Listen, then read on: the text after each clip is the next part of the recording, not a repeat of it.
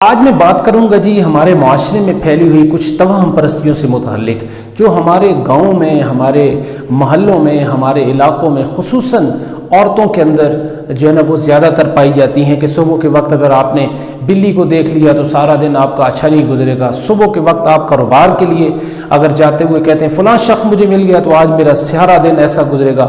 یا صبح کے وقت دکاندار کے پاس کوئی ادھار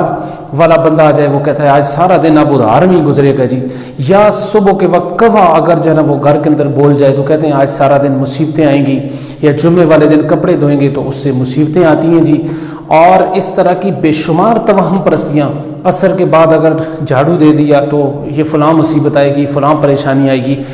آج میں اس ویڈیو کے اندر کوشش کروں گا کہ ہمارے جو معاشرے کی یہ توہم پرستیاں ہیں،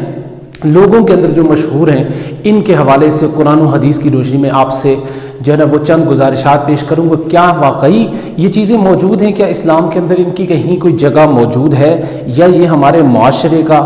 یا یہ جو ہے نا وہ ہمارے لوگوں کی بنی بنائی باتیں ہیں؟ کوشش کریں کہ ویڈیو کو آخر تک دیکھیں تاکہ آپ کو میری بات سمجھ میں آ جائے، اور بات اچھی لگے تو ویڈیو کو اپنے دوسرے دوست آپ کے لیے شیئر ضرور کریں۔ تو اب اسی وقار سب سے پہلے تو میں عرض کرتا چلوں کہ رسول پاک صلی اللہ علیہ وسلم کا یہ فرمانا، آپ نے فرمایا کہ لا تسبوا الدہر فإن اللہ هو الدہر، کہ رسول پاک صلی اللہ علیہ وسلم نے منع فرمایا کہ زمانے کو گالی نہ دو، کہ میں خود، اللہ تعالیٰ حدیث قدسی کے الفاظ ہیں، اللہ تعالیٰ فرماتا ہے میں خود زمانہ ہوں۔ زمانہ ہوں کا مطلب یہ ہے کہ زمین و آسمان کو، دن رات کو بنانے والا میں خود ہوں، تو مجھے گالی نہ دو۔ اب لوگ یہ کہتے ہیں کہ میرا وقت آج برا ہے جی، آج میرے اوپر، میرے لیے آج کا دن بڑا برا ہے، باری ہے میرے لیے آج کا دن۔ تو اس طرح کی جو ہے نا وہ باتیں کہی جاتی ہیں اور کی جاتی ہیں کہ ہمارا دن جو ہے نا وہ اچھا نہیں گزرا، تو اس کے لیے آپ زمانے کو گالیاں دیتے پھریں۔ اب اصل یہ عقائد یہ چیزیں کہاں سے شروع ہوئی؟ زمانہ جاہلیت کے اندر، کہ جب رسول پاک صلی اللہ علیہ وسلم کے آنے سے پہلے زمانہ جاہلیت کے اندر لوگ سفر کے مہینے کو بڑا منحوس سمجھتے تھے۔ آج کل سفر کا مہینہ جو ہے نا وہ چل رہا ہے، شروع ہو چکا ہے، تو اس سفر کے مہینے میں ہمارے ہاں اب بھی یہ باتیں مشہور ہیں کہ اس مہینے کے اندر شادی نہ کریں، شادی کریں گے تو اولاد نہیں ہوگی، یا شادی جو ہے نا وہ بھاری ہوتی ہے جی، مرد کے لیے یہ مہینہ بڑا مشکل ہوتا ہے، کاروبار شروع کریں گے تو نقصان ہو جائے گا اس مہینے کے اندر۔ اس کے علاوہ بے شمار توہم پرستیاں موجود ہیں۔ اسی لیے آقا کریم صلی اللہ علیہ وسلم نے اس سفر کے مہینے سے متعلق ہی فرمایا تھا کہ لا عدوى ولا سفر ولا حامہ، فرمایا کہ کوئی بیماری اڑ کر نہیں لگتی، اور فرمایا کہ سفر کوئی چیز نہیں ہے، اور پھر فرمایا کہ الو کوئی چیز نہیں ہے۔ یہ حدیث صحیح ستہ کی حدیث کی جو ہے نا وہ میں بات کر رہا ہوں۔ تو یہاں پہ بھی آقا کریم صلی اللہ علیہ وسلم نے یہ جو سفر کا مہینہ ہے، اس سے متعلق جو یہود و نصارہ کے یہ عقائد یا توہم پرستیاں تھیں، ان کا رد کیا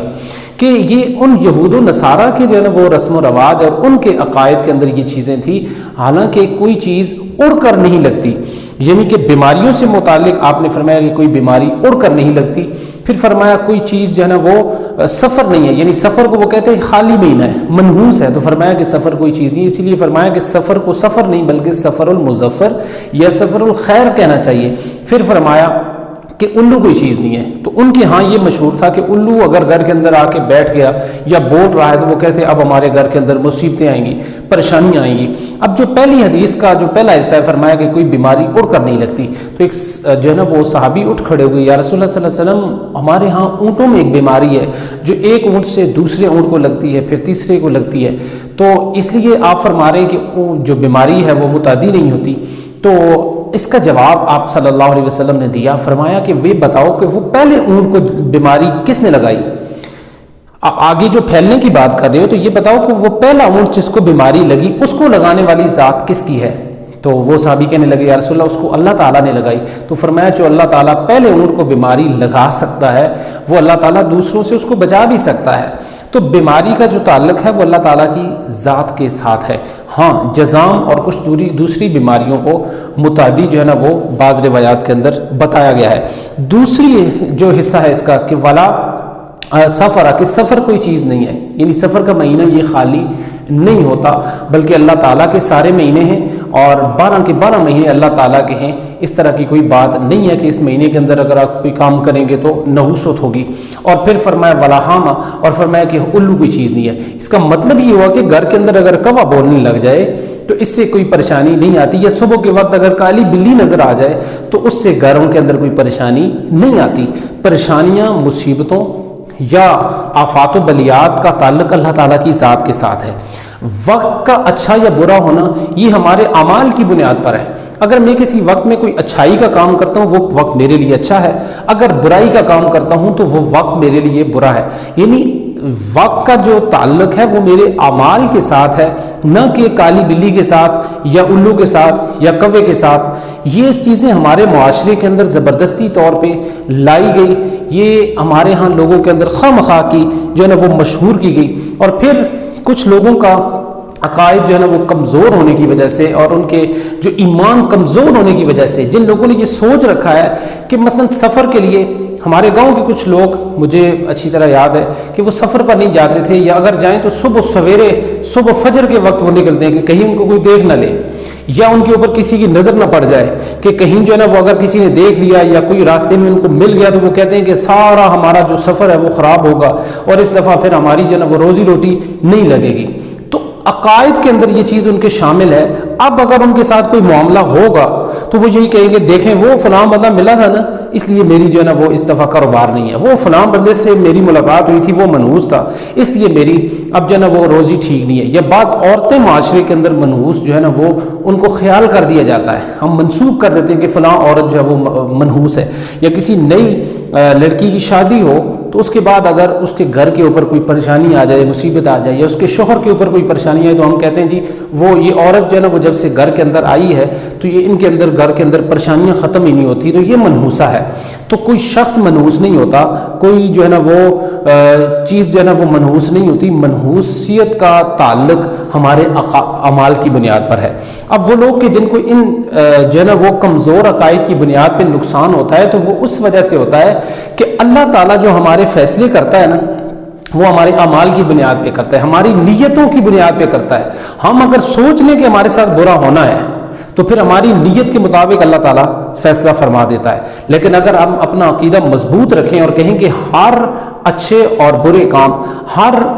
کام کی جو ہے نا وہ ابتدا اور انتہا اللہ تعالیٰ نے کرنی ہے، تو ہمارا اگر یہ عقیدہ مضبوط ہو جائے تو پھر ہمیں کبھی کسی قسم کا نقصان نہیں ہو سکتا. اور جب آپ یہ عقیدہ رکھیں گے کہ یہ کالی بلی کی وجہ سے یا فلاں شخص کے ملنے کی وجہ سے مجھے جو ہے نا وہ نقصان ہوگا تو پھر یقیناً ایسا ہی ہوگا. اب آپ اسی وقت میں آخری بات کر کے اجازت چاہوں گا کہ آقا کریم صلی اللہ علیہ وسلم نے سفر کے مہینے میں، جس سے متعلق ہمارے یہاں یہ ساری توہم پرستیاں موجود ہیں، اگر اس کے اندر شادی کرنا جو ہے وہ منحوس ہوتی یا اس کے اندر جو ہے نا اس کے کچھ نقصانات ہوتے تو اللہ کے رسول صلی اللہ علیہ وسلم ہمیں ضرور خبردار کرتے. جبکہ آقا کریم صلی اللہ علیہ وسلم کی حضرت زینب رضی اللہ تعالیٰ عنہ سے شادی یہ سفر کے مہینے میں ثابت ہے. پھر خیبر کا سفر ہے، فتح خیبر کے موقع پہ آپ صلی اللہ علیہ وسلم حضرت صفیہ رضی اللہ تعالیٰ عنہ سے نکاح کر رہے ہیں سفر کے دوران. اس کا مطلب سفر کے مہینے کے اندر آپ صلی اللہ علیہ وسلم سفر بھی فرما رہے ہیں اور نکاح بھی کر رہے ہیں. اس سے یہ بات ثابت ہوتی ہے کہ سفر کے مہینے کے اندر سفر کرنا یا شادی کرنے اس کے اندر کوئی کسی قسم کا نقصان نہیں ہے. اور پھر اسی طرح سے حضرت عمر ابن العاص، حضرت عثمان ابن طلحہ، حضرت خالد ابن ولید جیسے لوگ سفر کے مہینے کے اندر اسلام قبول کر رہے ہیں. اسی طرح سے پھر مدائن کی فتح اور بے شمار دیگر فتوحات ہمیں جو ہے نا وہ اس سفر کے مہینے کے اندر نصیب ہوئی. پھر حضرت علی المرتضیٰ اور حضرت فاطمہ الزہرا رضی اللہ تعالی عنہ کا نکاح سفر جو ہے نا وہ پہلی ہجری کے سفر کے اندر ہوتا ہے. تو اگر ان کی اولاد مجھے یہ بتائیں کہ حضرت علی اور حضرت فاطمہ سے بڑی بھی اولاد کسی کی ہوگی، ان سے بھی عظیم مرتبے والی اولاد کسی کی ہوگی کہ جنہوں نے دین اسلام کے لیے اپنی جو ہے نا وہ عظیم قربانیاں پیش کی. تو اس لیے یہ لوگوں کے اندر غلط باتیں مشہور ہیں، ان کا رد کریں اور اس ویڈیو کو آگے اپنے دوست احباب خصوصاً عورتوں تک ضرور پہنچائیں تاکہ یہ جو باطل عقائد ہمارے ہاں مروج ہو چکے ہیں ان کا رد کیا جا سکے. اس بات کو سمجھیں کہ ہر چیز کا خالق و مالک اللہ تعالیٰ کی ذات ہے. بیماری، آفت، بلیات، مصیبتیں، پریشانیاں اور خوشیوں کا خالق و مالک صرف اور صرف اللہ تبارک و تعالیٰ کی ذات ہے. اللہ تعالیٰ ہم سب کو عمل پیرا ہونے کی توفیق عطا فرمائے. وما علینا الا البلاغ المبین.